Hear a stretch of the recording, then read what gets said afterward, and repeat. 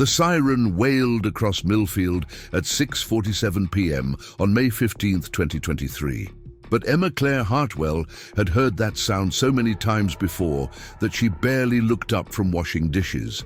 Living in Nebraska meant living with the constant threat of severe weather, and most warnings turned out to be false alarms or storms that touched down miles away from their small farming community.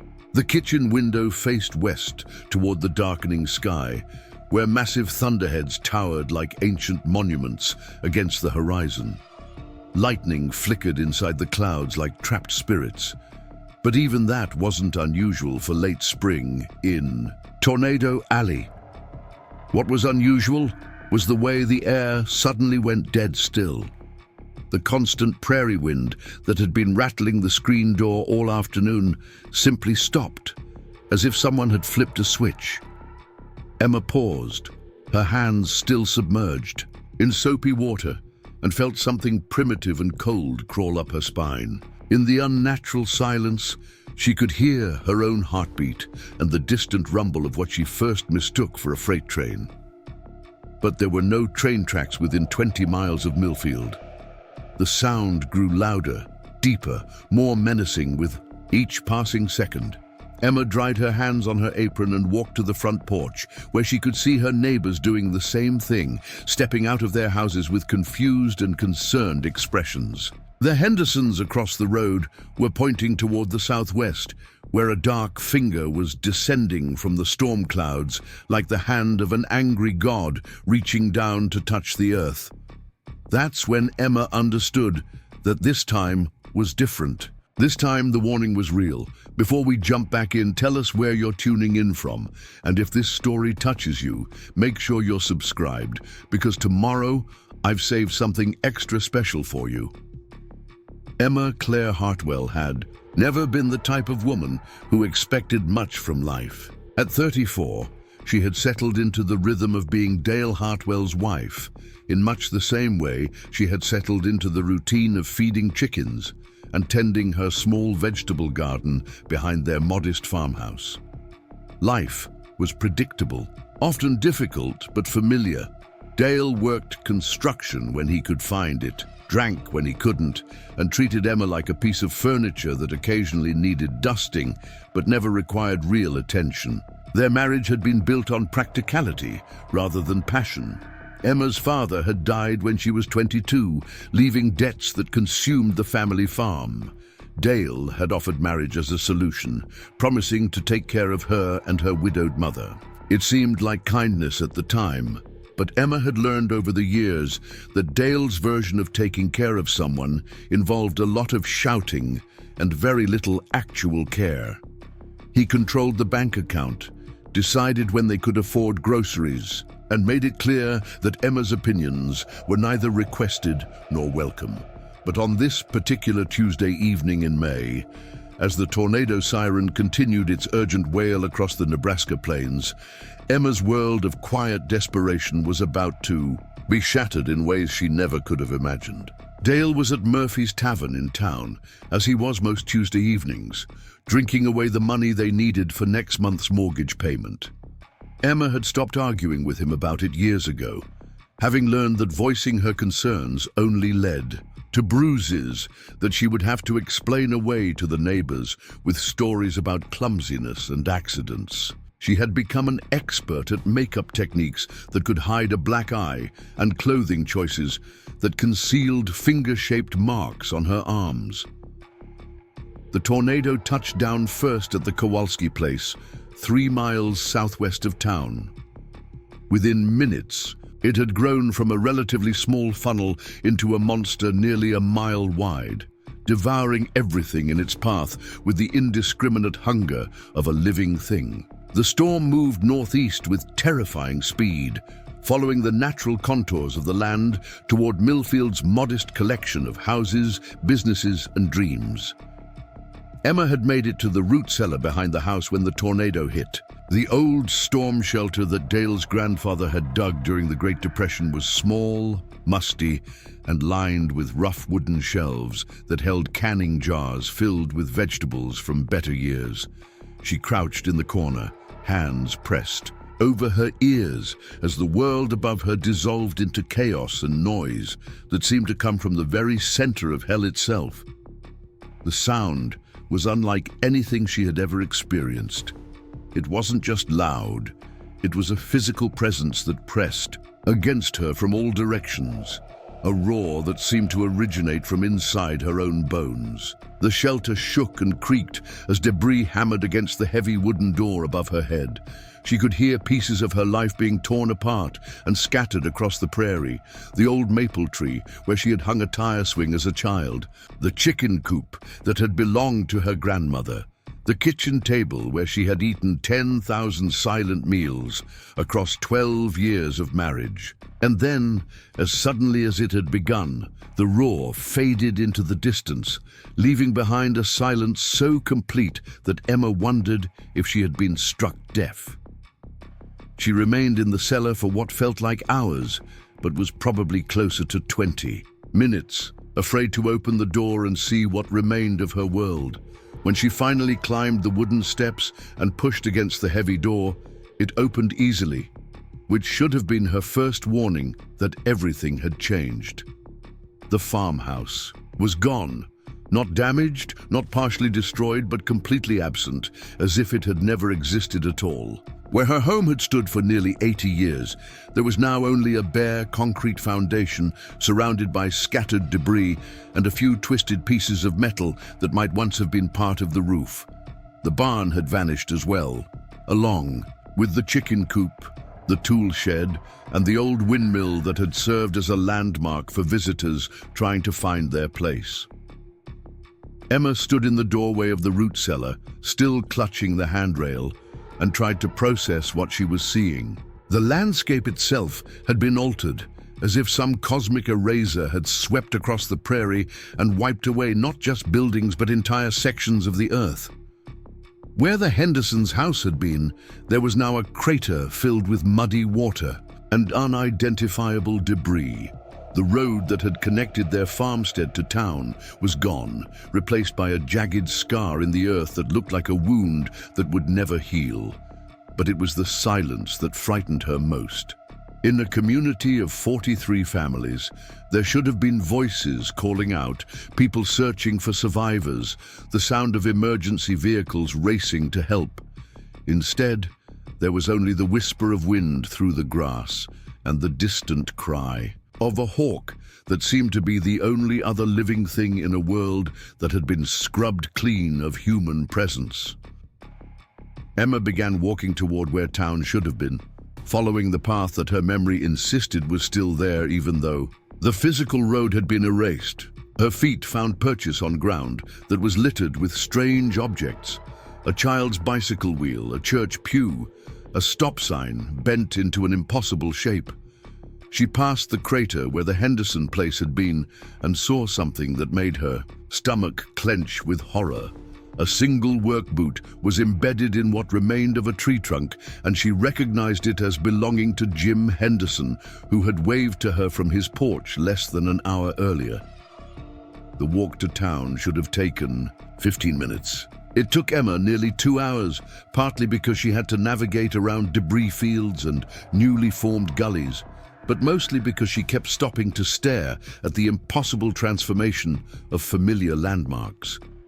The old church, where she had been married 12 years earlier, was represented by nothing more than a pile of white painted boards and a brass bell that lay half buried in the mud. The school where she had learned to read was gone entirely, leaving only a swing set that stood alone in an empty field like a monument to lost childhood. When she finally reached what had been the center of Millfield, Emma discovered that a tornado had saved its most complete destruction for last. Main Street, with its handful of businesses and municipal buildings, had been wiped clean. Murphy's Tavern, where Dale had been drinking, was gone. The hardware store, the post office, the grain elevator that had served as the town's unofficial landmark, all erased as thoroughly as if they had been drawn in chalk on a sidewalk and washed away by rain. There were no people, no voices calling for help, no emergency responders, no survivors picking through the wreckage. Emma stood in the center of what had once been her town and realized that she might be the only person left alive in a 20-mile radius. The tornado had been perfect in its destruction, surgical in its precision, leaving nothing but grass and sky and the terrible silence of a world without witnesses. She called out anyway, her voice cracking with strain and disbelief. "Hello? Is anyone there? Help me." But the prairie swallowed her words without echo, and the only response was the whisper of wind through the debris. She tried again, screaming now, her voice raw with panic and desperation. "Somebody help me! Please, I'm here! I'm alive!" The silence that answered her was more complete than any she had ever experienced. It was the silence of empty space, of abandoned places, of a world that had forgotten how to respond to human need. Emma sank to her knees in the mud and grass, surrounded by the scattered remnants of lives that had been interrupted in the middle of ordinary Tuesday evening routines, and began to understand the true meaning of alone. Night was falling by the time she accepted that no help was coming. The storm system had moved on, leaving behind a sky so clear that stars appeared with unusual brightness, as if the tornado had scrubbed the atmosphere clean along with everything else. Emma made her way back to where her house had been. Preparing and narrating this story took us a lot of time, so if you are enjoying it, subscribe to our channel. It means a lot to us. Now back to the story. Guided by the faint outline of the foundation and the familiar shape of the root cellar door, she had nowhere else to go, no other shelter, no plan beyond the animal instinct to find a place where she could hide from the vastness of her new reality. The root cellar had survived the storm intact, and Emma spent her first night as the sole survivor of Millfield, huddled among the canning jars and old furniture, listening to the wind whistle through the doorframe and trying to process what had happened to her world.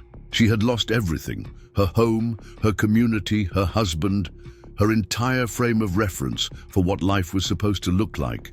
But somewhere in the darkness, between the moments of crushing grief and paralyzing fear, Emma began to realize that she had also been freed from something she had never quite been able to name. Dale was dead. The man who had controlled every aspect of her existence for 12 years was gone, along with the house where he had diminished her with his constant criticism, and the town where everyone had learned to look the other way when Emma appeared with fresh bruises and increasingly creative explanations for her injuries. The tornado had erased not just her physical world, but the entire structure of limitations and expectations that had defined her life. She should have felt devastated. She should have been overwhelmed with grief for her lost husband and community. Instead, as she sat in the darkness listening to the wind, Emma felt something she had almost forgotten how to recognize: the faint stirring of possibility. When morning came, Emma climbed out of the root cellar to find that the previous day's nightmare had been real. Millfield was still gone, the landscape still transformed, the silence still complete. But daylight brought new challenges that required immediate attention. She had no food except for the canned vegetables in the storm shelter, no fresh water except for what remained in a few scattered containers, and no transportation except for her own feet. More importantly, she had no idea how far she would have to walk to find other people, or even if there were any other people left to find. Emma spent the morning searching through the debris field for anything useful. She found a backpack that had somehow survived the storm relatively intact, a few bottles of water, some canned food from what had been the grocery store, and a pair of sturdy boots that fit her well enough to be practical. She also found a road atlas in what remained of someone's car, though most of the pages were soggy and torn. The few readable sections suggested that the nearest substantial town was nearly 50 miles to the northeast, a distance that would take days to cover on foot across the Nebraska prairie. She spent that second day organizing her meager supplies and trying to convince herself that rescue workers would arrive soon. Someone must have noticed that an entire town had disappeared. Emergency services would be searching for survivors. But as the hours passed without any sign of outside help, Emma began to accept that her survival depended entirely on her own decisions and actions. On the third morning, she loaded the backpack with as much food and water as she could carry, and began walking northeast toward what the atlas suggested might be another town. She had never been more than 20 miles from Millfield in her entire life, and she had certainly never attempted to navigate across open prairie with only a damaged road atlas and her own increasingly uncertain sense of direction. The Nebraska landscape stretched endlessly in every direction, an ocean of grass beneath a sky so vast that it seemed to press down on her with its own weight. There were no roads, no landmarks, no signs of human presence except for the occasional fence line or abandoned windmill. Emma walked for hours without seeing anything that suggested she was moving in the right direction or any direction at all. The sameness of the terrain made it impossible to judge progress, and by late afternoon, she was beginning to suspect that she had been walking in circles. That night, she camped beside a small creek, using skills she had never needed before, but somehow managed to figure out through trial and error. She built a small fire with matches she had found in the debris and tried to convince herself that everything would look better in the morning. But when morning came, the prairie stretched just as endlessly in every direction, and Emma realized that she was not just lost, but profoundly, possibly permanently, lost. For 6 days, she wandered across the Nebraska plains, following creek beds, when she could find them, and maintaining what she hoped was a generally northeastern direction when she couldn't. Her supplies dwindled rapidly, and she was forced to drink from streams that might or might not be safe, and to attempt eating wild plants that might or might not be poisonous. Her feet, despite the sturdy boots, developed blisters that made every step painful. Her skin burned and peeled under the relentless prairie sun, and her lips cracked so badly that they bled when she tried to speak. But perhaps most challenging was the complete absence of human contact. Emma had lived her entire life surrounded by people, even if those people hadn't always treated her well. The silence of the empty prairie was different from any silence she had ever experienced. It was the silence of a world that had no memory of human voices, no expectation of human presence, no interest in human survival. She found herself talking, aloud just to hear a voice, even if it was only her own, and sometimes she sang the old hymns she remembered from childhood just to fill the emptiness with something familiar.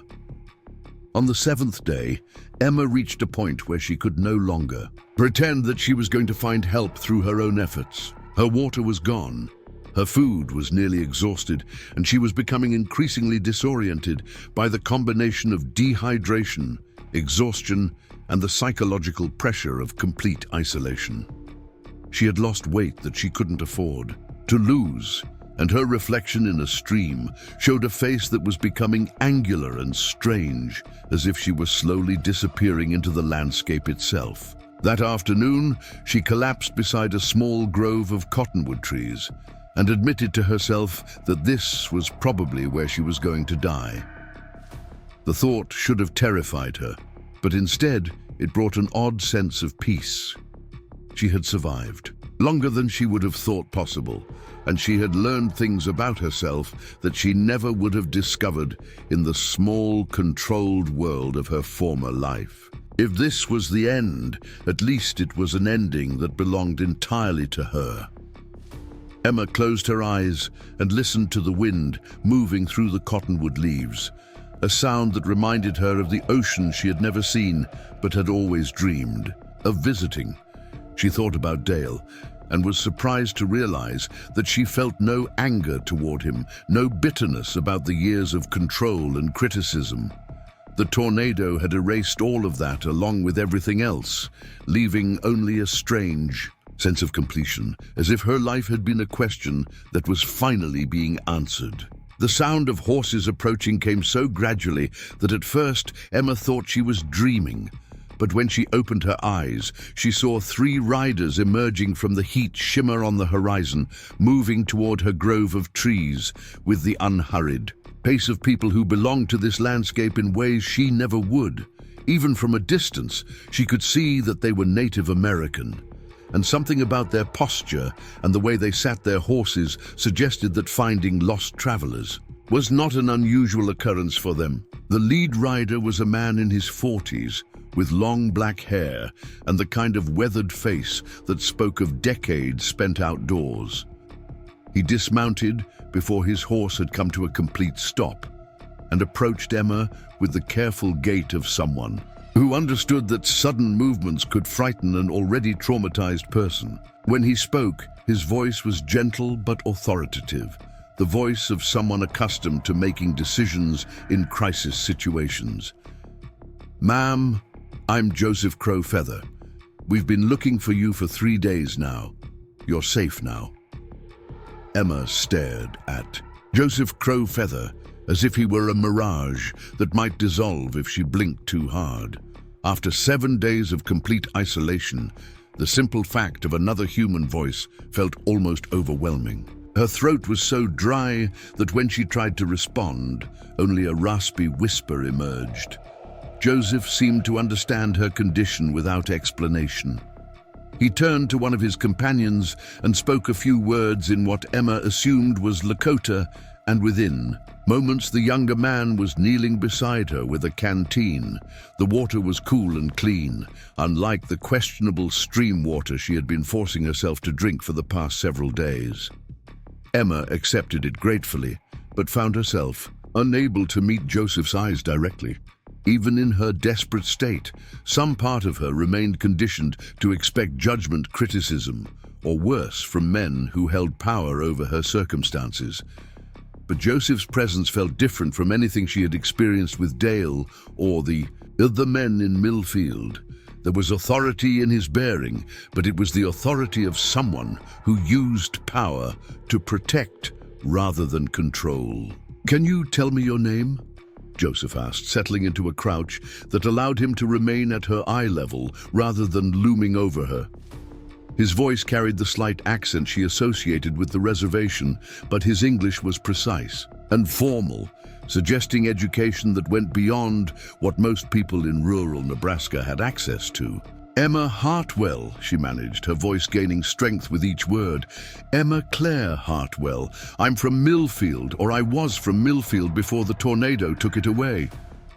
Joseph nodded gravely. "We heard about Millfield on the radio. The whole town gone in 15 minutes.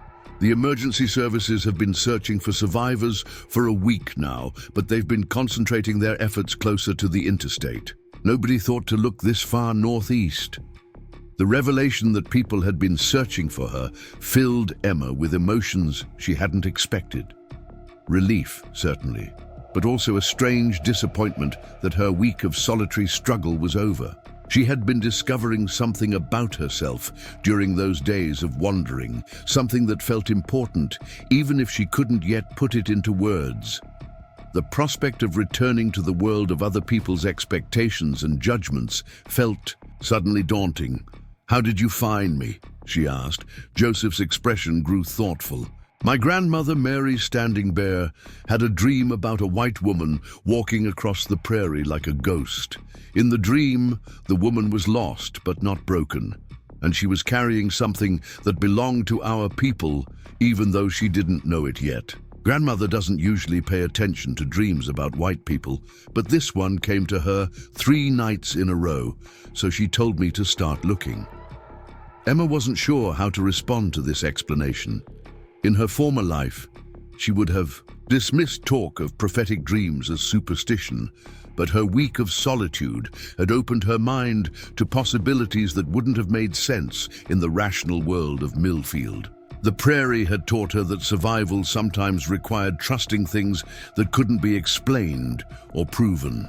The second rider, a teenager who looked like a younger version of Joseph, approached with a blanket and what appeared to be some kind of dried meat. Joseph introduced him as his son Tommy, and Emma was struck by the easy relationship between father and son, so different from the tension and competition she had observed in most of the families she knew.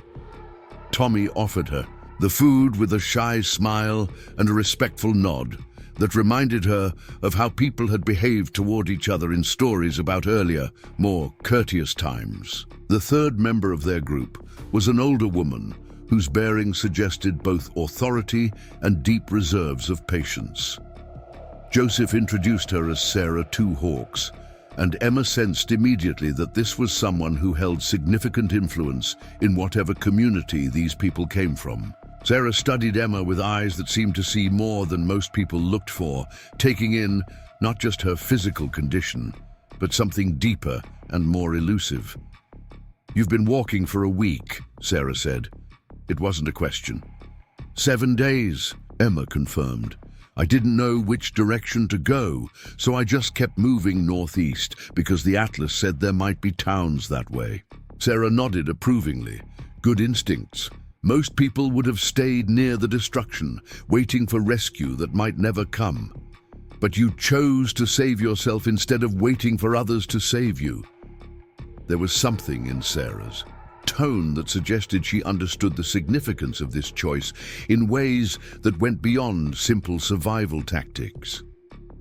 Emma found herself wondering what this woman had seen in her own life that gave her such insight into the psychology of self-reliance. Joseph helped Emma to her feet, steadying her when her legs proved less reliable than she had hoped. The past week had taken more of a toll on her physical condition than she had realized, and the prospect of mounting a horse seemed daunting. But Joseph's touch was gentle and supportive, completely unlike the rough handling she had grown accustomed to from Dale. Even in her weakened state, Emma noticed that Joseph was careful to ask permission before helping her, treating her as a person whose consent mattered rather than an object to be moved around according to someone else's convenience. The horses were beautiful animals, well cared for and responsive to their riders in ways that spoke of partnerships rather than simple ownership. Emma had ridden occasionally as a child, but it had been years since she had been on horseback, and she worried about her ability to stay mounted during what was likely to be a long journey. Joseph seemed to sense her concern and offered to let her ride double with him, an arrangement that would have been scandalous in Millfield, but felt perfectly natural under the circumstances.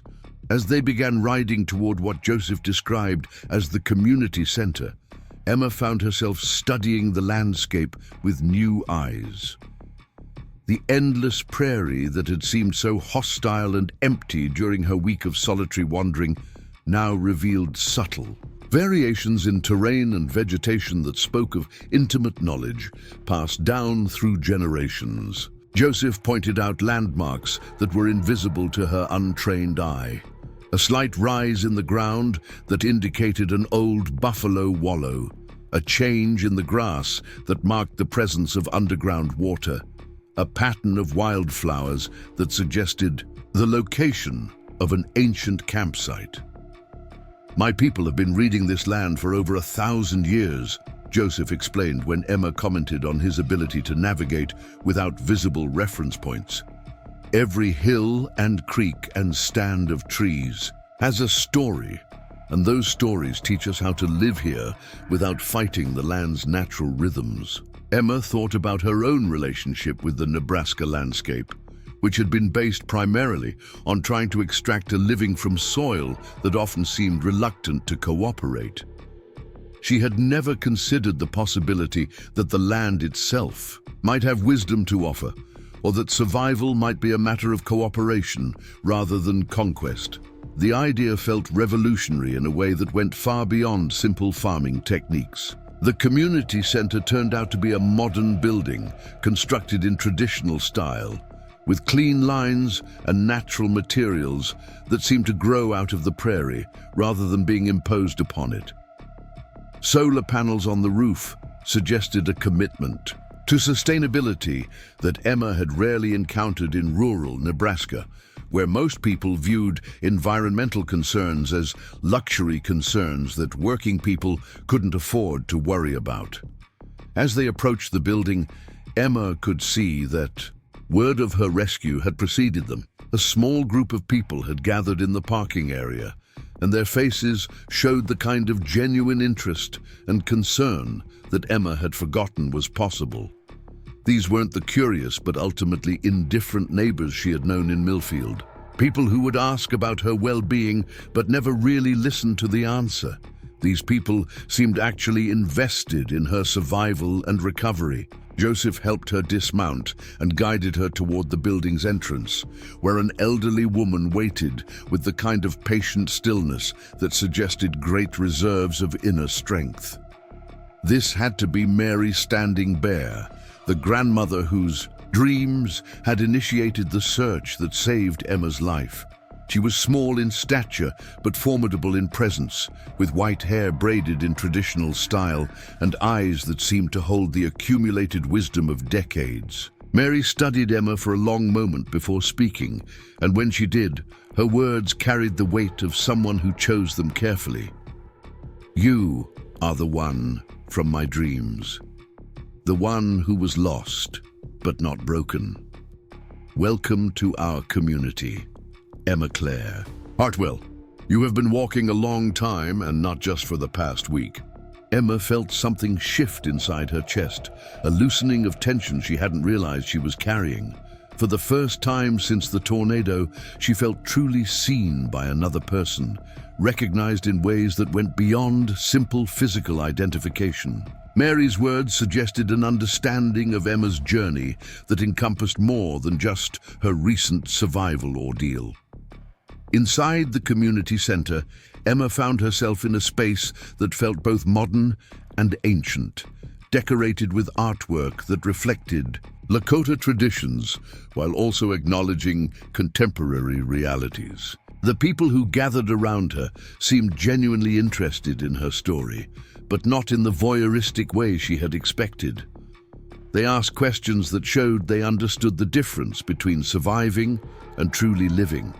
And they listened to her answers with the kind of attention that made her feel her words actually mattered. Sarah Two Hawks brought her a plate of food that was unlike anything she had eaten before, traditional dishes that were both nourishing and comforting in ways she couldn't explain. The flavors were subtle and complex, requiring attention rather than demanding it, and Emma found herself eating more slowly than usual, actually tasting what she was consuming rather than simply consuming it. "Food is medicine," Sarah explained, noticing Emma's focused attention to the meal. "When someone has been walking alone for a long time, they need to remember how to receive nourishment from others. Your body knows how to survive on its own, but your spirit needs to remember how to accept care." Emma considered this idea as she continued eating. During her marriage to Dale, meals had been another arena for control and criticism. She had cooked what he wanted when he wanted it, and he had complained about everything from the seasoning to the presentation. Food had become a source of stress rather than nourishment, another area where she couldn't quite measure up to his expectations. The idea that eating could be an act of healing rather than obligation felt almost revolutionary. As the evening progressed, Emma found herself drawn into conversations that were unlike any she had experienced in Millfield. These people talked about ideas rather than gossip, about possibilities rather than limitations. They discussed environmental issues, cultural preservation, and community development with the kind of passion that suggested they believed individual actions could actually make a difference in the world. Joseph explained that the community center served multiple functions, providing everything from job training to cultural education to conflict resolution services. It was funded through a combination of tribal resources, federal grants, and private donations, but it operated according to traditional principles that emphasized collective responsibility and individual dignity. "We believe that everyone has gifts to offer," Joseph told her. Sometimes people need help discovering what those gifts are, especially if they've been told for a long time that they don't have anything valuable to contribute. Emma thought about her own sense of worthlessness, carefully cultivated through years of criticism and control. She had learned to see herself as fundamentally inadequate, someone who needed constant management and correction to avoid making mistakes that would embarrass or inconvenience others. The idea that she might have untapped potential felt almost absurd, but something in Joseph's tone suggested he was serious about the possibility. When it came time to discuss sleeping arrangements, Emma expected to be directed to some kind of temporary shelter or emergency housing. Instead, Joseph offered to let her stay in the guest room of his own house, explaining that his late wife had always insisted that their home should be a place where travelers could find rest and safety. The offer was made matter-of-factly, without any suggestion that Emma should feel grateful or indebted for the kindness. Joseph's house was a modest ranch-style building that had been extensively modified to incorporate traditional design elements and sustainable technology. Solar panels provided electricity, a small wind turbine supplemented the power supply, and a sophisticated rainwater collection system provided water for the household. But what impressed Emma most was the sense of harmony between human habitation and natural environment, as if the house had been designed to work with the land rather than against it. The guest room was simple but comfortable, with a bed that felt luxurious after a week of sleeping on the ground and windows that looked out over prairie that stretched to the horizon. Emma had expected to feel overwhelmed by the transition, from solitary survival to social interaction, but instead she felt a deep sense of peace that she hadn't experienced since before the tornado. For the first time in as long as she could remember, she felt safe enough to truly rest.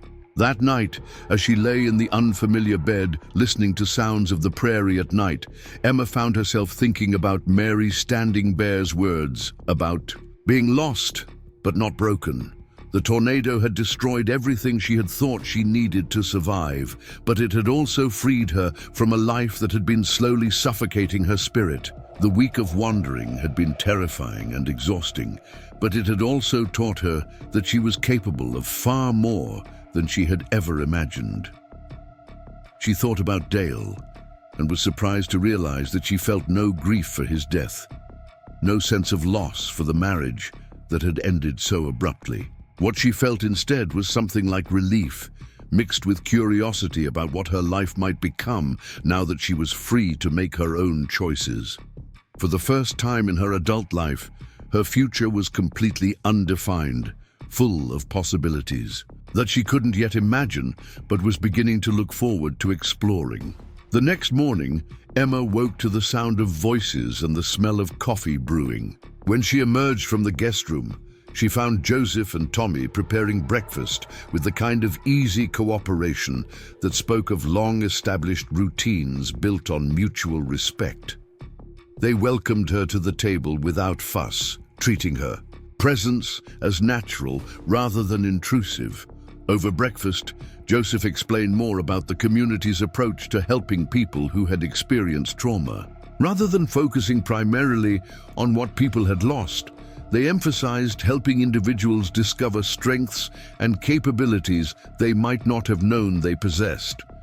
It was a philosophy that grew out of their own history of surviving cultural destruction while maintaining essential traditions and values. Trauma can destroy people, Joseph acknowledged, but it can also reveal capacities that were hidden before.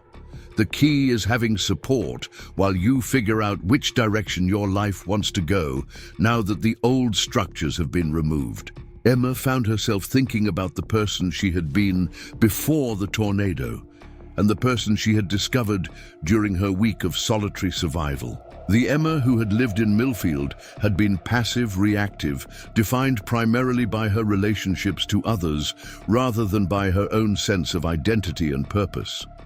The Emma who had walked across the Nebraska prairie for 7 days had been decisive, resourceful, and surprisingly resilient. She wondered which version of herself was more authentic and whether it might be possible to build a new life that incorporated the strength she had discovered while leaving behind the fear and self-doubt that had characterized her old existence. It was a question that felt both terrifying and exhilarating, opening up possibilities she had never allowed herself to consider.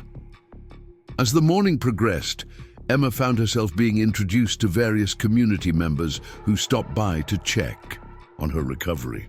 Each person she met seemed to embody a different aspect of the community's approach to living, from the environmental scientist who was working on sustainable agriculture projects to the artist who was documenting traditional stories through contemporary media.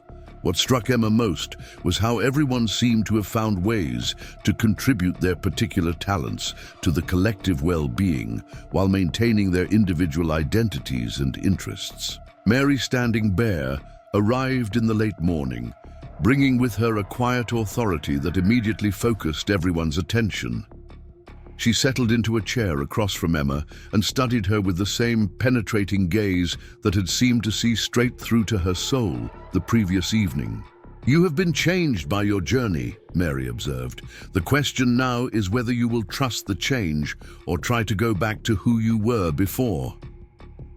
Emma considered this question carefully before responding. "I don't think I can go back.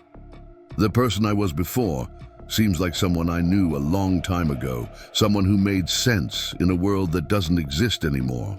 Mary nodded approvingly. "Good.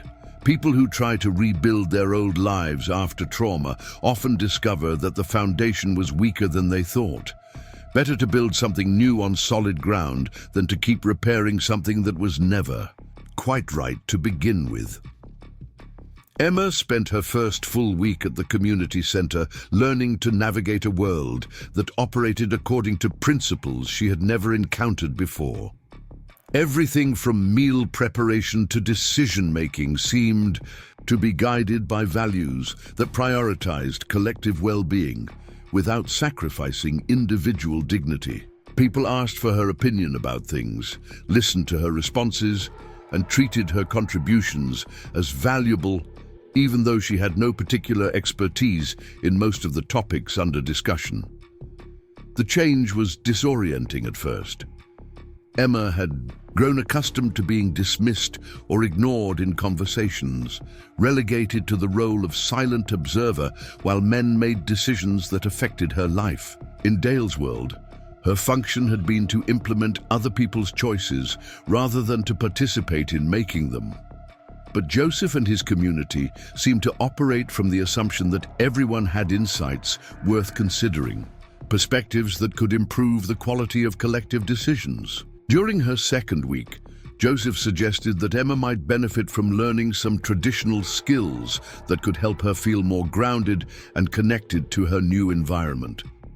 He introduced her to an elder named Robert Brave Eagle, who taught traditional crafts as a way of preserving cultural knowledge while also providing therapeutic benefits for people dealing with trauma and transition.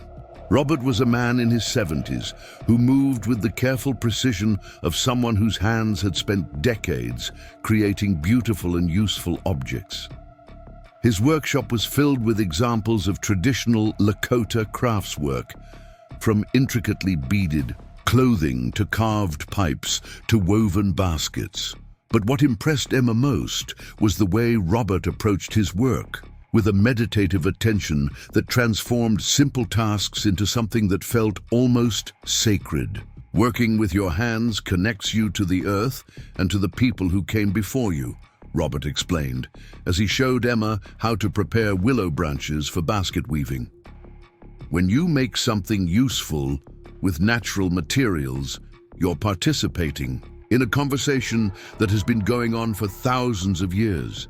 Emma had never thought of manual work as a form of communication, but as she began learning to weave, she started to understand what Robert meant.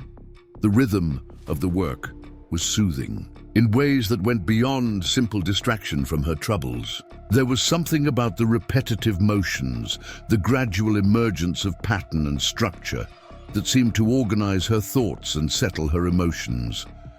The basket she was learning to make was intended to hold wild rice, a traditional food that the community still harvested from natural stands in nearby wetlands. Robert explained that the size and shape of the basket had been refined over generations to serve its function perfectly, with every detail reflecting accumulated wisdom about the most efficient ways to process and store the grain.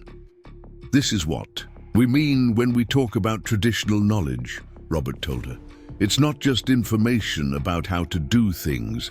It's understanding about why things are done in particular ways. Understanding that comes from paying attention to results." Over many generations, Emma found herself thinking about the knowledge she had accumulated during her week of solitary survival.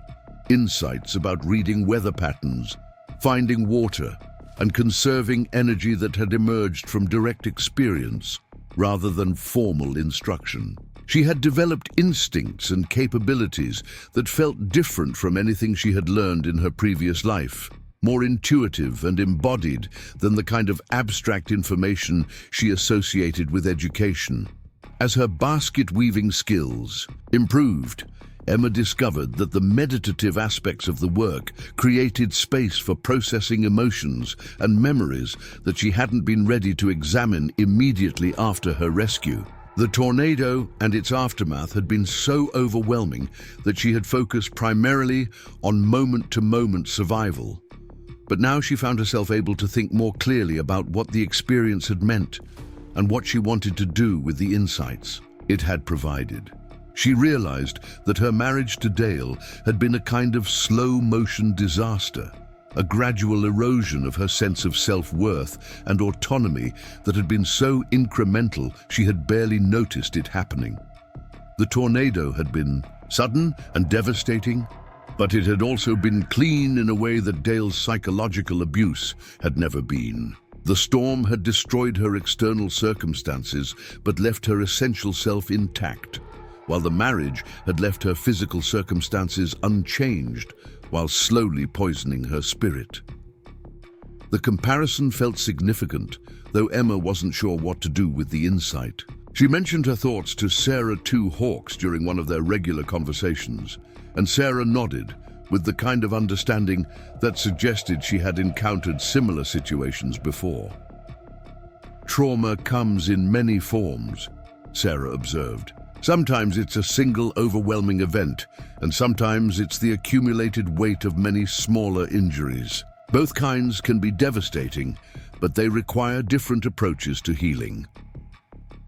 Sarah explained that the community had developed programs specifically designed to help people recover from what she called relationship trauma, the kind of damage that occurred when someone's sense of self had been systematically undermined by people who were supposed to care for them.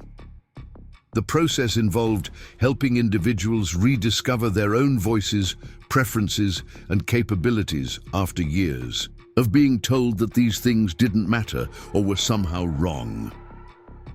"The hardest part," Sarah said, "is learning to trust your own judgment again. When someone has spent years being told that their instincts are wrong, their opinions are stupid, and their feelings don't matter, it takes time to rebuild confidence in their own perceptions." Emma recognized the truth of this observation. In her own experience, during her week of wandering, she had been forced to make constant decisions based on her own assessment of situations, from choosing which direction to travel to determining whether stream water was safe to drink. The experience had reminded her that she was capable of sound judgment when she wasn't being constantly second-guessed and criticized. But now that she was back in a social environment, Emma found herself automatically deferring to others even when she had strong opinions about the topics under discussion. It was as if years of conditioning had created reflexes that were difficult to override even when the circumstances were completely different. Joseph seemed to recognize this pattern and made a point of directly asking for Emma's input during community meetings and informal discussions. At first, his attention made her uncomfortable, highlighting her tendency to remain silent even when she had thoughts she could contribute.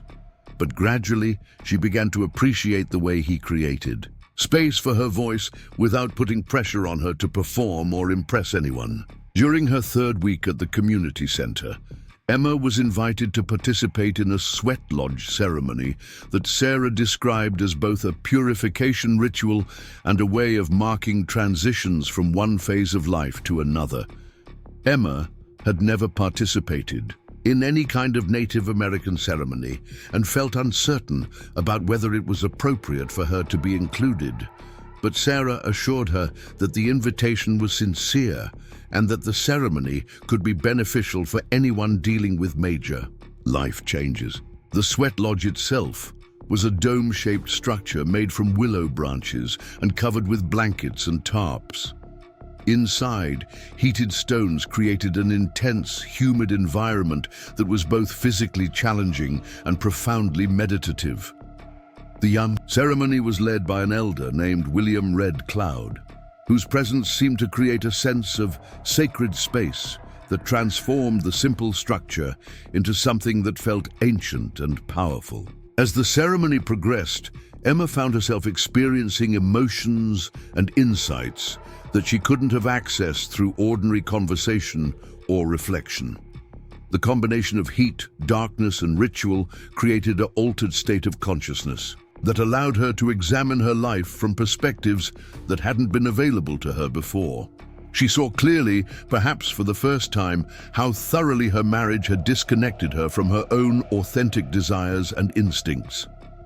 Dale hadn't just controlled her external circumstances. He had trained her to mistrust her own internal guidance system, to second-guess her own perceptions and defer to his judgment even when his judgment was clearly flawed. But she also saw that the tornado hadn't just destroyed her old life. It had revealed capacities and strengths that had been present all along, but suppressed by circumstances that required her to be small and compliant rather than capable and self-directed. The week of solitary survival had been terrifying, but it had also been empowering in ways that she was only beginning to understand. When the ceremony ended and the participants emerged into the cool evening air, Emma felt as if she had been reborn in some fundamental way. The experience hadn't provided easy answers to her questions about what to do with her life, but it had clarified her sense of who she was underneath all the layers of conditioning and compromise. Mary Standing Bear approached her as the group was dispersing and placed a gentle hand on Emma's shoulder. "You have been carrying a heavy load for a long time," the elder observed. "Tonight you put some of it down. Tomorrow you can decide what you want to pick back up and what you're ready to leave behind." Emma spent that night reflecting on Mary's words and thinking about the person she wanted to become, now that she was free to make her own choices. For the first time since the tornado, she felt excited about the future rather than simply relieved to have survived the immediate crisis. There were possibilities opening up that she couldn't have imagined during her years of marriage. Directions her life could take that had nothing to do with anyone else's expectations or limitations. The next morning, she woke with a sense of clarity that had been absent since her rescue. She knew she couldn't remain indefinitely as a guest in Joseph's house and a recipient of the community's charity, but she also wasn't ready to leave the environment that had proven so supportive of her healing process. What she needed was a way to contribute to the community while continuing to develop her own sense of identity and purpose. When she mentioned her thoughts to Joseph over breakfast, he smiled in a way that suggested he had been expecting this conversation. "We've been hoping you would decide to stay," he said. "There are several projects that could benefit from your involvement if you're interested in exploring some options." Joseph explained that the community was in the process of developing a program to help other trauma survivors, particularly women who had escaped from abusive relationships. The program would combine traditional healing approaches with practical skill development, helping participants rebuild their lives while also reconnecting with sources of strength and wisdom that existed in indigenous cultures. "We need someone who understands both worlds," Joseph told her. "Someone who has lived through the kind of trauma we're trying to address, but who has also learned to see possibilities beyond just surviving. You have a perspective that could be invaluable for this work." Emma felt something stir inside her chest, a recognition that this might be the direction her life was meant to take. She had spent years feeling useless and burdensome, but the idea of using her experience to help others navigate similar challenges felt both meaningful and exciting. It would be a way of transforming her suffering into something constructive, giving purpose to everything she had endured. But she also felt intimidated by the prospect of taking on such responsibility. What did she know about helping other people heal from trauma? Her own recovery was still in progress, and she often felt uncertain about her own judgment and capabilities. How could she guide others when she was still learning to trust herself? Sarah Two Hawks seemed to sense her concerns. "The best healers are often people who are still healing," she observed. "They haven't forgotten what it feels like to be lost, so they can meet people where they are, rather than speaking to them from some distant place of recovered authority."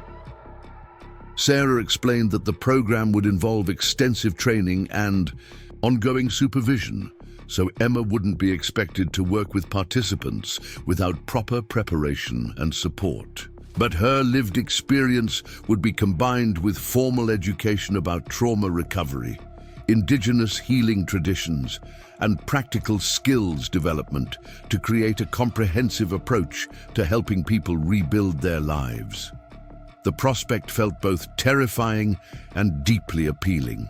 Emma had never imagined herself in any kind of helping profession, but she found herself drawn to the idea of creating the kind of support system that she wished had been available during her own darkest moments. She thought about other women who might be trapped in situations similar to her marriage, isolated and convinced of their own inadequacy, and felt a surge of determination to help them discover their own strength and possibilities. During the following weeks, Emma began participating in planning meetings for the new program, contributing her insights about what kinds of support would have been most helpful during different phases of her own journey. She was surprised to discover that her perspective was valued and that her suggestions often influenced the direction of program development. The experience of being listened to and taken seriously felt revolutionary. In her marriage, her opinions had been dismissed as irrelevant or criticized as evidence of her inability to understand complex situations. But in this community, her insights were treated as valuable contributions to collective problem-solving, worthy of careful consideration and respectful discussion. As autumn approached, Emma realized that she had been living with Joseph and his community for nearly 3 months without any clear plan for what would happen next. The time had passed almost without her noticing, filled with learning, healing, and gradual integration into a way of life that felt more authentic than anything she had experienced before. But she also knew that her indefinite presence in Joseph's guest room wasn't a sustainable long-term arrangement.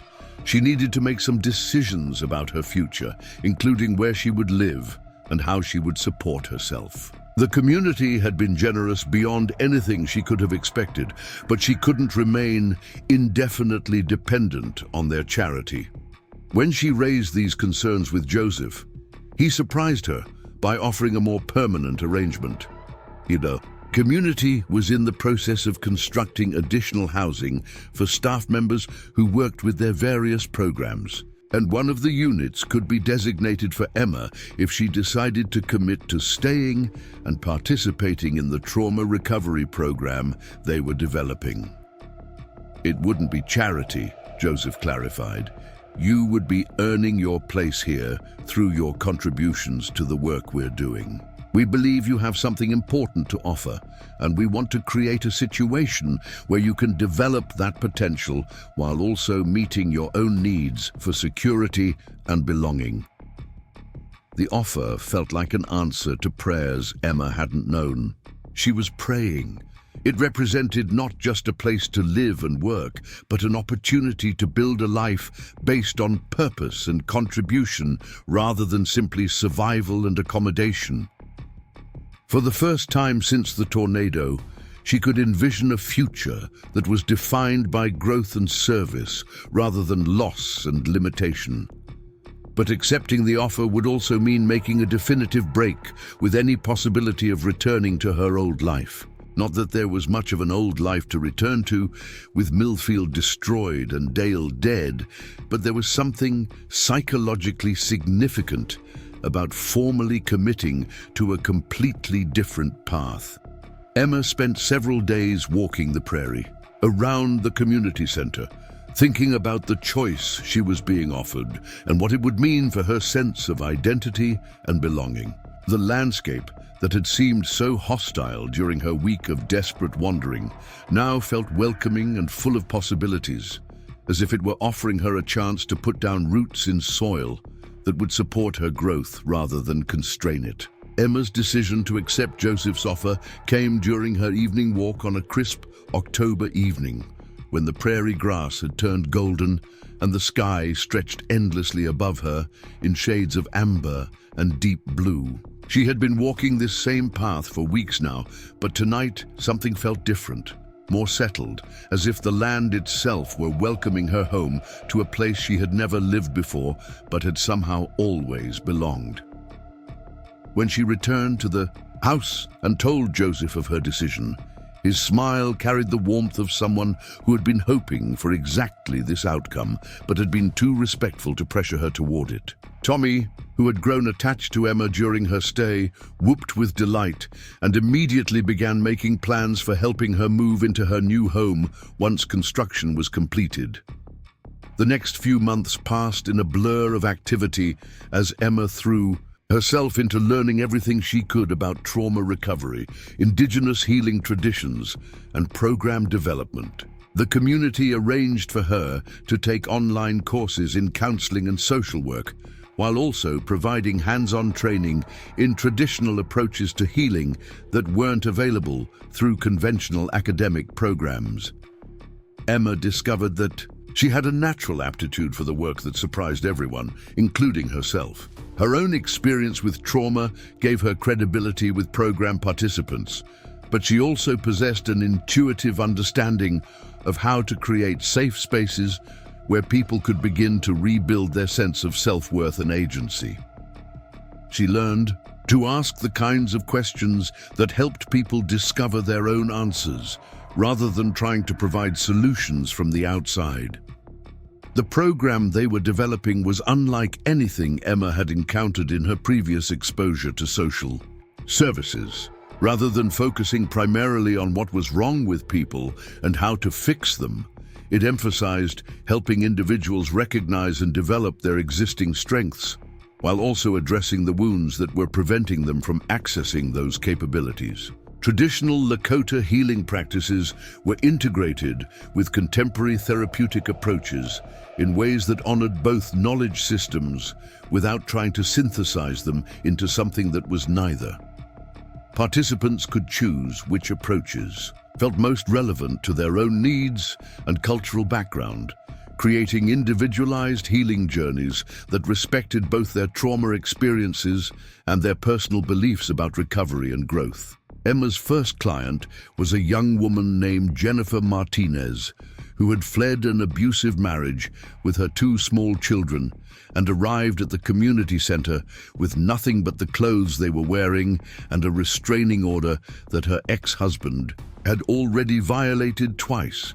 Jennifer was suspicious of authority figures, terrified of making decisions that might endanger her children, and convinced that she was fundamentally incapable of creating a safe and stable life for her family. Working with Jennifer felt like looking into a mirror that reflected Emma's own experience from a slightly different angle. The specific details were different, but the underlying patterns of control, intimidation, and systematic erosion of self-confidence were painfully familiar. Emma found that she could recognize Jennifer's emotional states and defensive strategies because she had employed many of the same survival mechanisms during her own marriage. But she also discovered that her ability to help Jennifer went beyond simple empathy or shared experience. The months of healing and growth that Emma had experienced since her rescue had given her insights and perspectives that she could share without preaching or trying to impose her own solutions on Jennifer's circumstances. "You don't have to figure everything out at once," Emma told Jennifer during one of their early sessions. "Right now, you just need to focus on today, this moment, this decision. The future will take care of itself if you keep making choices that honor your own truth instead of trying to manage other people's reactions." Jennifer initially resisted this advice, insisting that she needed to have a comprehensive plan for rebuilding her life before she could begin taking any action. But gradually, she began to understand what Emma meant about focusing on present-moment choices rather than trying to control long-term outcomes that were largely outside her influence. The breakthrough came during Jennifer's third week at the community center, when her ex-husband discovered her location and showed up demanding that she return home with the children. Jennifer's first instinct was to comply, to avoid the confrontation and violence that she knew would result from continued resistance. But Emma helped her recognize that this decision would be based on fear rather than wisdom, and that she had other options available. When Jennifer's ex-husband arrived at the community center, he found not an isolated and vulnerable woman, but someone surrounded by people who were committed to protecting her right to make her own choices. Joseph and several other community members were present when he made his demands, and their calm but firm refusal to allow him to intimidate or coerce Jennifer sent a clear message that his behavior would not be tolerated. The confrontation ended, with law enforcement removing Jennifer's ex-husband from the property and reinforcing the restraining order, with additional legal consequences for any future violations. But what was more important for Jennifer was the experience of being supported in her decision to resist rather than being pressured to accommodate someone else's demands at the expense of her own safety and well-being. Emma watched Jennifer's transformation over the following weeks with a mixture of professional satisfaction and personal recognition. She could see the same process of gradual awakening that she had experienced herself, the slow emergence of confidence and self-determination that came from being treated with respect and encouraged to trust her own judgment. Working with Jennifer and the other women who came to the program taught Emma things about herself that she couldn't have learned any other way. She discovered that she had developed a natural ability to create emotional safety for people who had been systematically taught not to trust their own perceptions or feelings. Her own experience of recovery gave her credibility, but more importantly, it had taught her how to recognize the subtle signs of healing and growth that others might miss. The program expanded rapidly as word spread through networks of social service providers and domestic violence advocates. Women arrived from across the region, some brought by family members who had heard about the community's approach, others referred by counselors and legal advocates who recognized that traditional services weren't meeting all of their clients' needs. Each woman who came brought her own unique combination of trauma, strength, and potential, and Emma learned to tailor her approach to match each individual's readiness for change and preferred methods of processing difficult emotions. Some women responded well to talking therapies and group discussions, while others found healing through creative expression, physical activity, or hands-on learning experiences. Emma particularly enjoyed working with women who, like herself, had been told for years that they were fundamentally incompetent or incapable of managing their own lives. These women often arrived at the program convinced that they needed constant supervision and guidance, but they frequently surprised themselves with how quickly they developed confidence and decision-making skills when given appropriate support and encouragement. One of Emma's most memorable clients was a woman named Patricia Williams, a retired teacher whose husband had spent their 30-year marriage systematically undermining her professional accomplishments and isolating her from friends and family members. Patricia arrived at the program after her husband's death, not because he had been physically abusive, but because she had realized that she had no idea who she was as an independent person. "I spent so many years trying to be what he needed me to be that I lost track of what I actually wanted," Patricia explained during their first session. "Now that he's gone, I feel like I'm living in someone else's life, surrounded by choices he made and preferences he imposed on me." Emma recognized the particular challenge that Patricia was facing, which was different from the immediate safety concerns that brought most women to the program. Patricia wasn't fleeing physical danger, but she was trying to escape from a form of psychological imprisonment that had been so gradual and complete that she had barely noticed it happening. Working with Patricia required a different approach than Emma used with women who were dealing with more obvious forms of abuse.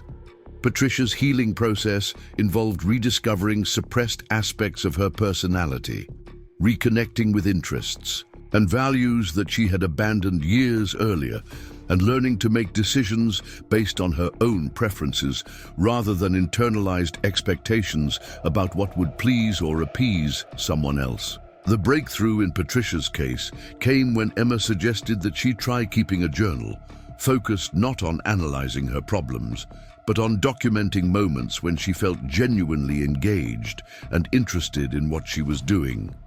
Patricia initially resisted the exercise, claiming that nothing in her current life generated that kind of authentic enthusiasm. But Emma encouraged her to pay attention to even small moments of genuine interest or curiosity. After several weeks of journal keeping, Patricia began to notice patterns in her responses to different activities and environments. She discovered that she felt most alive when she was learning new things, particularly when the learning involved creative or artistic elements. This recognition led her to enroll in pottery classes at the community center, where she displayed a natural talent that had been dormant for decades. As Patricia's confidence in her artistic abilities grew, she began to make other changes in her life, clearing out possessions that reflected her late husband's tastes rather than her own, reconnecting with friends she had lost touch with during her marriage, and eventually deciding to move to a smaller house that felt more suited to the person she was becoming rather than the person she had been expected to be. Patricia's transformation was particularly meaningful for Emma because it demonstrated that healing and growth were possible even for women who had experienced more subtle forms of control and manipulation.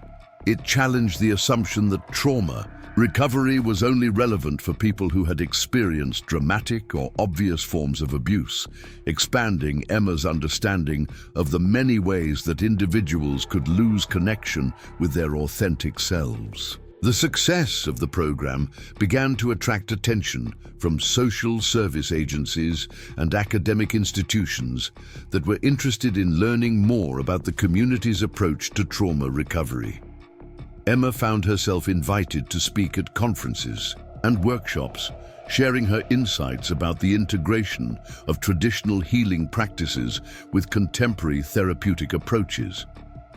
These speaking engagements were initially terrifying for Emma, who had spent most of her adult life believing that her opinions weren't worth sharing and that she had nothing valuable to contribute to public discussions.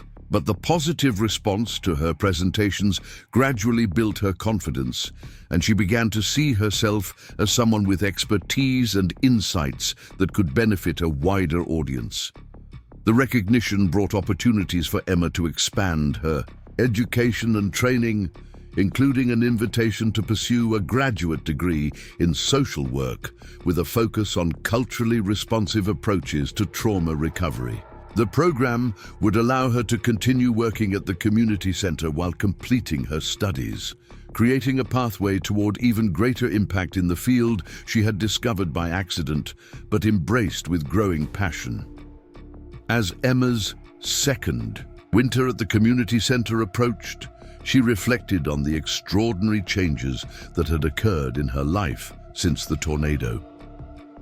The disaster that had initially seemed like the end of everything had actually been the beginning of a journey toward a version of herself that she couldn't have imagined during her years of marriage. She had discovered capabilities and interests that had been completely suppressed during her relationship with Dale, developed skills and knowledge that were making a real difference in other people's lives, and built relationships based on mutual respect and shared commitment to meaningful work.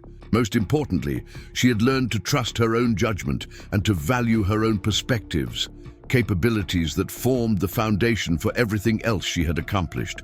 But Emma's growing confidence and expanding opportunities also brought new challenges and temptations that tested her commitment to the path she had chosen. The speaking engagements and academic opportunities created possibilities for moving into more prominent and prestigious positions that would take her away from the day-to-day work with trauma survivors that had become the center of her professional identity. The most significant test came in the form of a job offer from a major university that wanted to hire Emma to develop and direct a new research center focused on innovative approaches to trauma recovery. The position would come with a substantial salary, significant resources for program development, and the kind of professional recognition that Emma had never dreamed might be available to her. The offer was flattering and financially tempting, representing a level of career success that would have seemed impossible during her years in Millfield.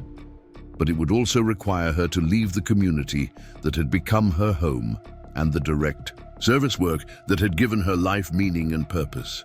Emma spent weeks wrestling with the decision, consulting with Joseph, Mary Standing Bear, and other community members whose judgment she had learned to trust. Everyone encouraged her to seriously consider the opportunity, emphasizing that accepting the position could amplify her impact by allowing her to influence policy and practice on a much larger scale. But as Emma thought more deeply about what the position would actually involve, she began to realize that it would move her away from the direct contact with trauma survivors that had been the source of her most meaningful professional experiences. The university position would involve administration, research, and policy development, all important work, but quite different from the hands-on healing relationships that had taught her the most about herself and her capabilities. The decision crystallized during a conversation with a new program participant, a young woman named Angela Restrepo, who had arrived at the community center after escaping from a trafficking situation that had left her deeply traumatized and suspicious of anyone in positions of authority. Angela had been at the program for several weeks, but had remained largely non-verbal, participating in activities but refusing to engage in the talking therapies that formed the core of most treatment approaches.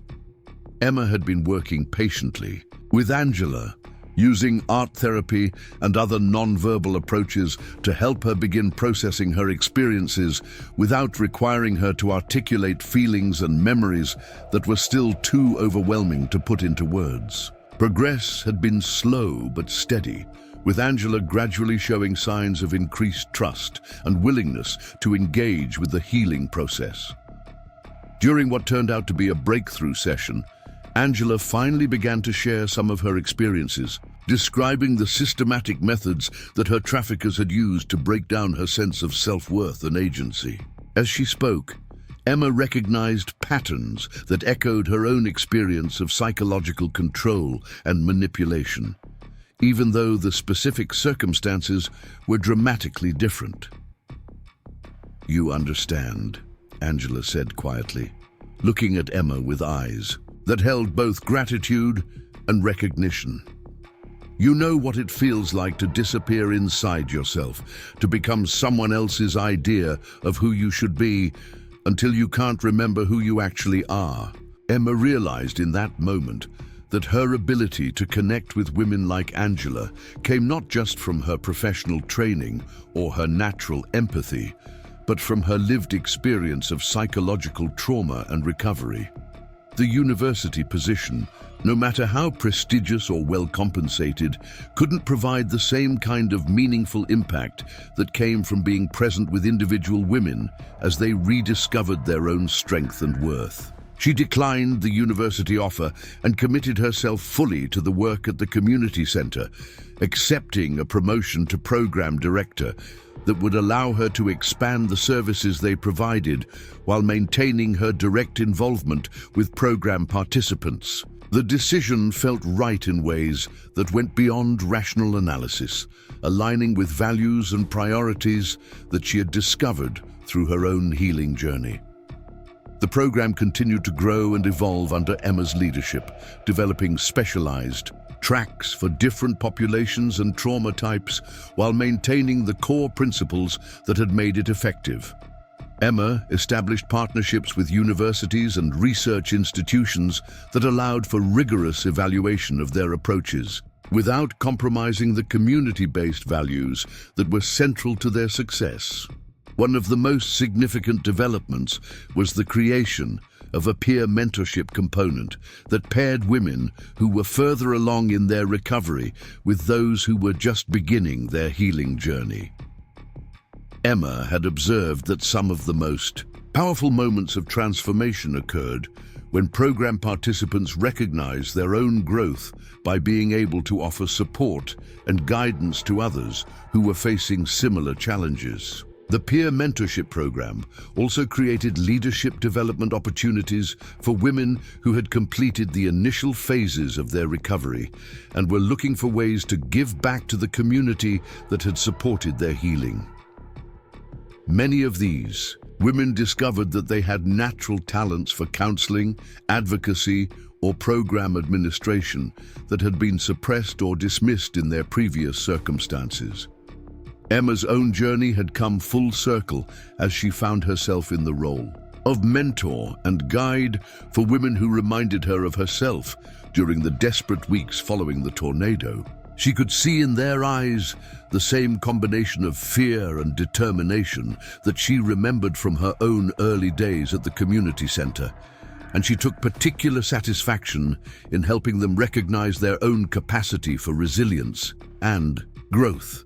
As her third anniversary at the community center approached, Emma began working on a book that would document the program's approaches and share the stories of women who had participated in their services. The book was intended not just as an academic contribution to the trauma recovery literature, but as a resource for other communities that wanted to develop similar programs.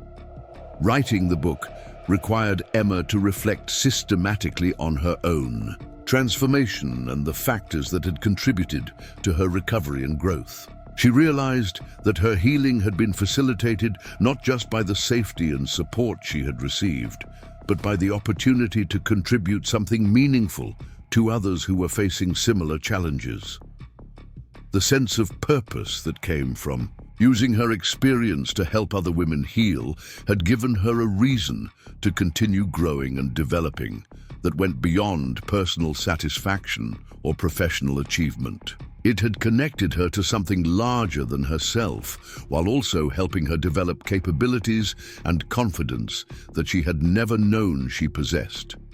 Emma's story was one of many that would be included in the book, but she struggled with how much of her personal experience to share publicly. The details of her marriage to Dale and her week of solitary survival were painful to revisit, and she worried about the impact that public disclosure might have on her sense of privacy and safety. But as she interviewed other women for the book, Emma was struck by how many of them emphasized the importance of hearing stories from people who had faced similar challenges and emerged stronger. They talked about the hope that came from encountering examples of transformation and recovery, and the way that these stories had helped them believe in their own potential for healing and growth. Emma ultimately decided to include her own story in the book, not because she enjoyed reliving difficult memories, but because she recognized that her experience might provide encouragement and guidance for other women who were struggling to imagine better futures for themselves. The tornado that had destroyed her old life had also revealed possibilities that she couldn't have discovered any other way, and that message felt worth sharing.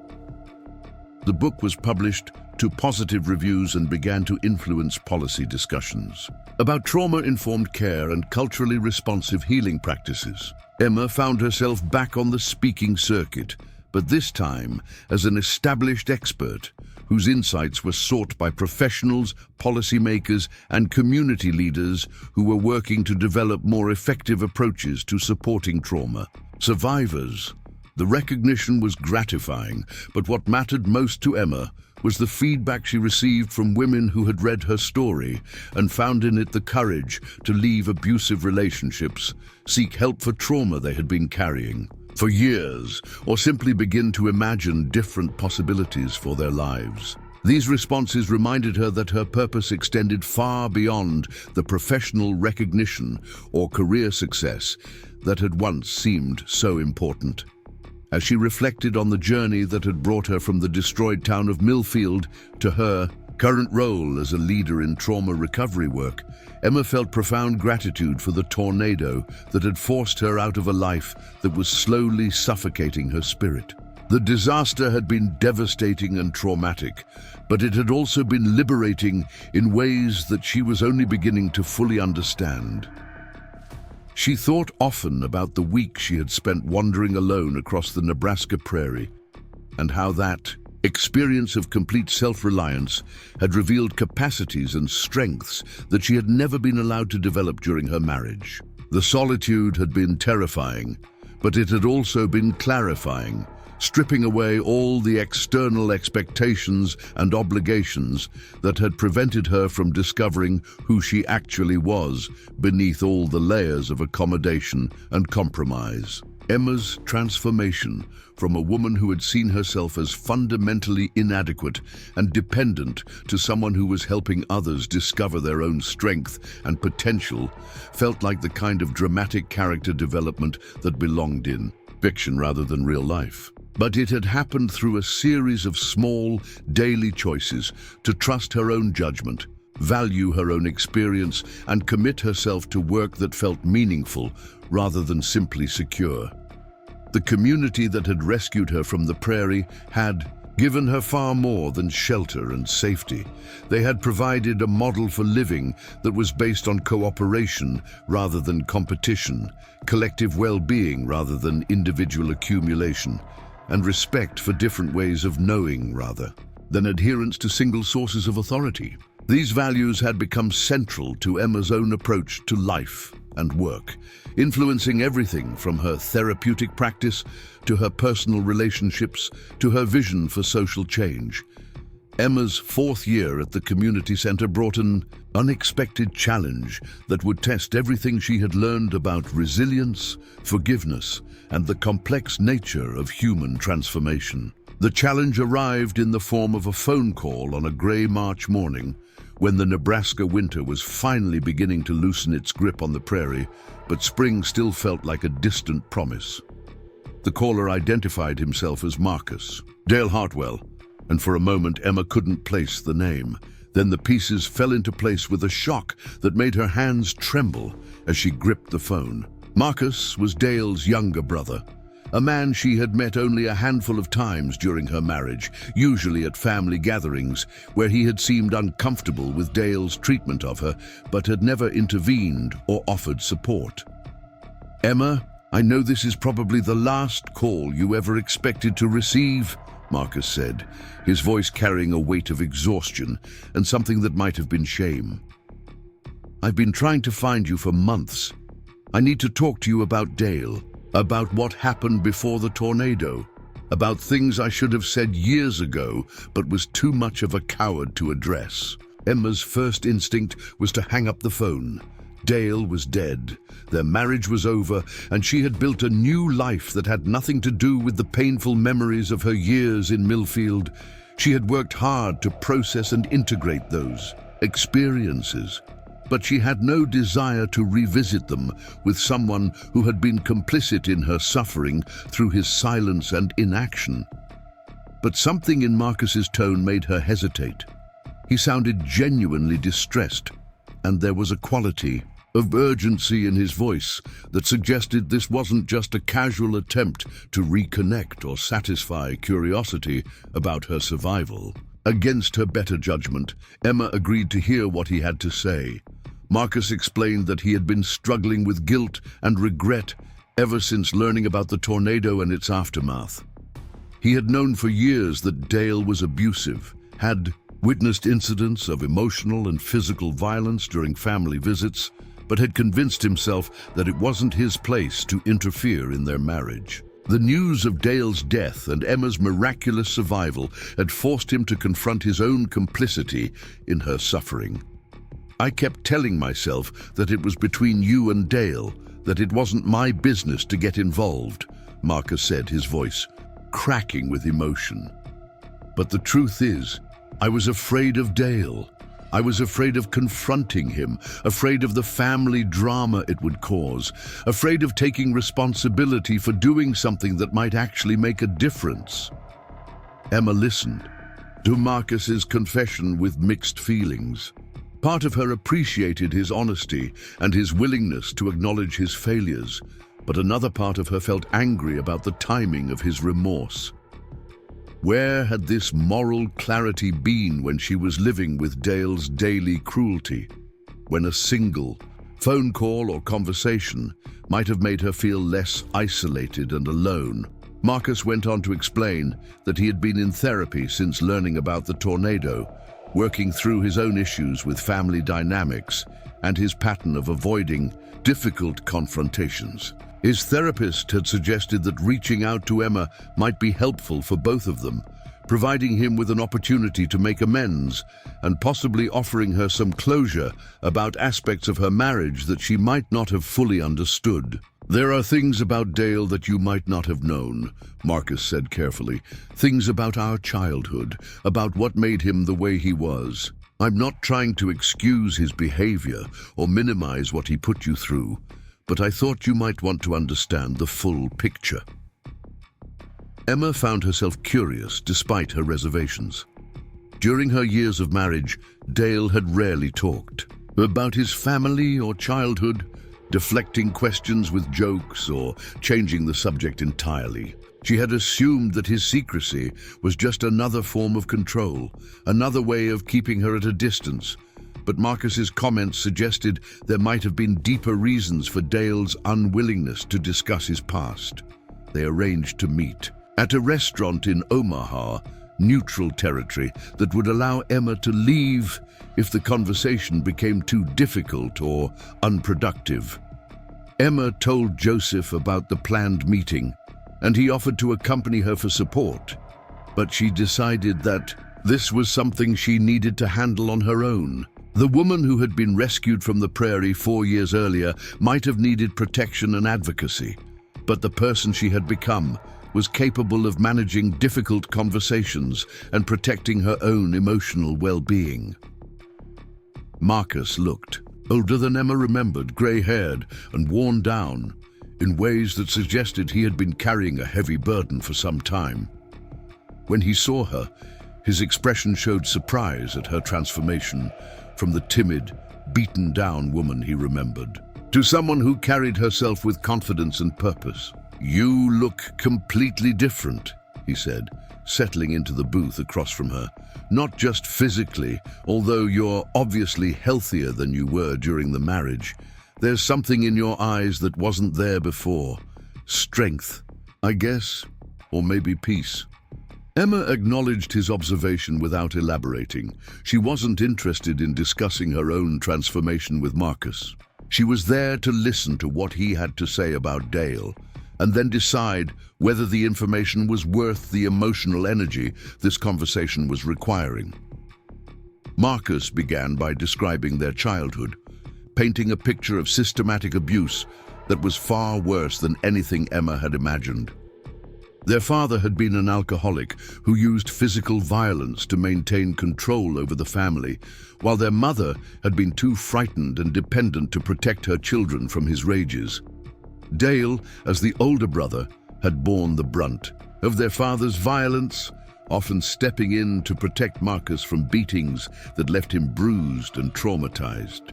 Dale learned to be tough because he had to be, Marcus explained. Our father would go after anyone who showed weakness or vulnerability, so Dale taught himself not to show fear or pain, no matter what was happening to him. By the time we were teenagers, Dale had become almost as hard and controlling as our father, but I always thought it was just armor he wore to protect himself. Emma listened to this history with growing understanding of the dynamics that had shaped Dale's approach to relationships. She could see how someone who had learned that vulnerability led to victimization might develop patterns of preemptive control and emotional distance. But understanding the origins of Dale's behavior didn't diminish the impact it had had on her own life, and she wasn't prepared to excuse his choices based on his childhood experiences. Marcus seemed to recognize this, because he quickly clarified that he wasn't trying to justify Dale's treatment of her. "I'm not saying any of this excuses what he did to you," he said.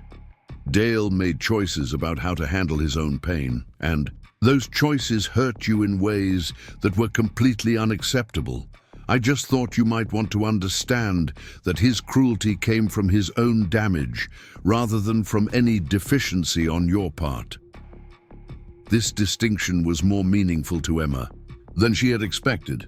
During her marriage, she had internalized Dale's criticism and developed a deep sense of inadequacy that had been difficult to overcome, even after years of therapy and healing work. Learning that Dale's behavior had been driven by his own trauma, rather than by accurate assessments of her shortcomings, provided a final piece of closure that she hadn't realized she needed. Marcus went on to describe his own struggles with the family legacy of violence and control. He had worked hard to avoid repeating the patterns he had witnessed, but he realized that his passivity in the face of Dale's behavior toward Emma had been another form of complicity.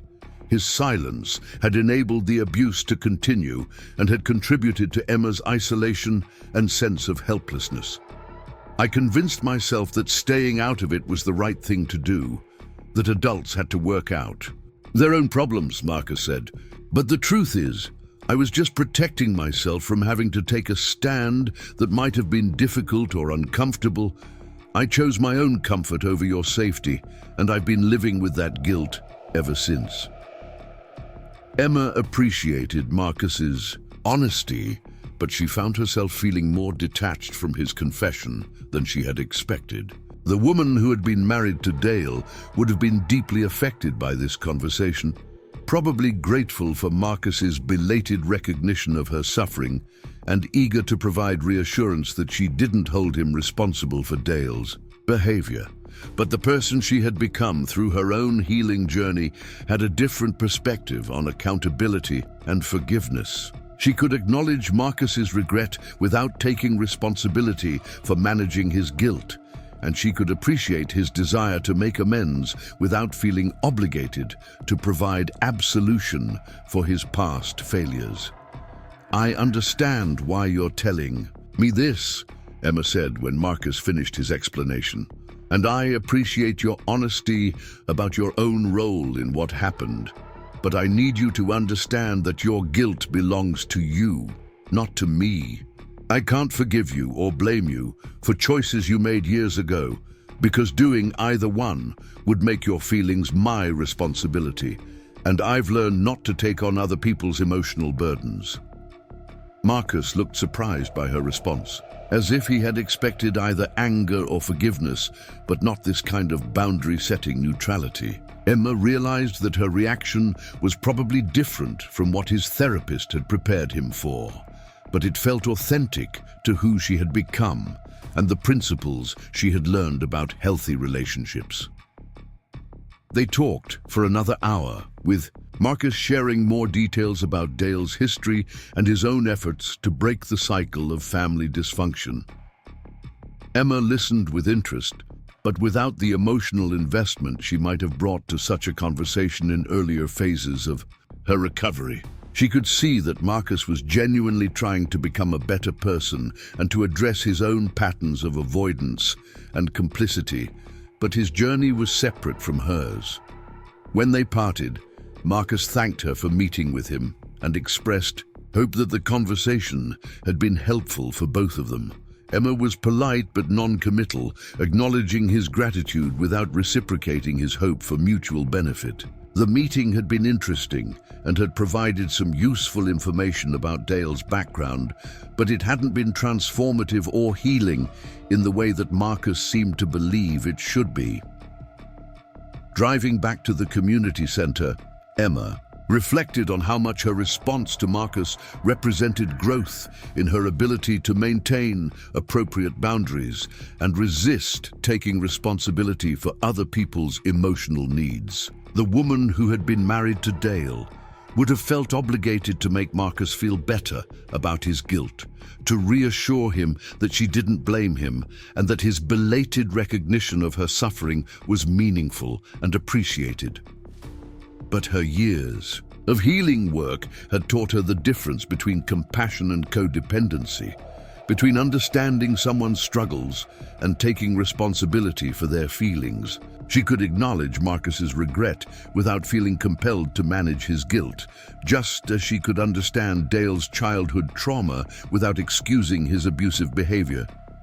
This ability to maintain emotional boundaries while still engaging authentically with difficult situations had become one of Emma's most valuable professional skills. She regularly worked with women who were struggling to differentiate between healthy empathy and destructive people-pleasing, and her own experience with these challenges gave her credibility and insight that enhanced her effectiveness as a counselor. The meeting with Marcus also reinforced Emma's appreciation for the community she had found after the tornado. The Lakota values that had shaped her healing environment emphasized accountability without shame, growth without self-flagellation, and support without codependency. These principles had taught her how to engage with difficult people and situations from a place of strength rather than reactivity. As spring arrived in full force, Emma found herself entering what felt like a new phase of her life and work.